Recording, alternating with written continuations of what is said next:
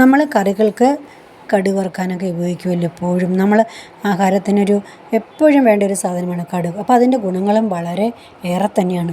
Anti oxidant, magnesium എന്നിവയാൽ സമ്പന്നമാണ് കടുക്. ഹൃദയരോഗം മെച്ചപ്പെടുത്താനും ദഹനം വർദ്ധിപ്പിക്കാനും ഒക്കെ സഹായിക്കുന്നു. കടുക് മിതമായ അളവിൽ ഉപയോഗിച്ചാൽ ആരോഗ്യത്തിന് നല്ലതാണ് എന്നാണ്. തടി കുറയ്ക്കാനായിട്ട് ദിവസവും നമ്മൾ കടുക് കഴിച്ചാൽ നമ്മളുടെ തടി കുറയും എന്നാണ് പറയുന്നത്. നടുവേദന അകറ്റാനായിട്ട് നമ്മൾ കടുകെണ്ണ ഉപയോഗിക്കാറുണ്ടല്ലോ, വളരെ നല്ലതാണ് കടുകെണ്ണ. രോഗപ്രതിരോധ ശേഷി വർദ്ധിപ്പിക്കാനും കടുക് വളരെ നല്ലതാണ്. പിന്നെ കടുക് നിലത്ത് വീണ് ചിതറിയാൽ ആ വീട്ടിൽ കലഹമുണ്ടാകുമെന്ന് ഉള്ള വിശ്വാസം ശരിയാണോ?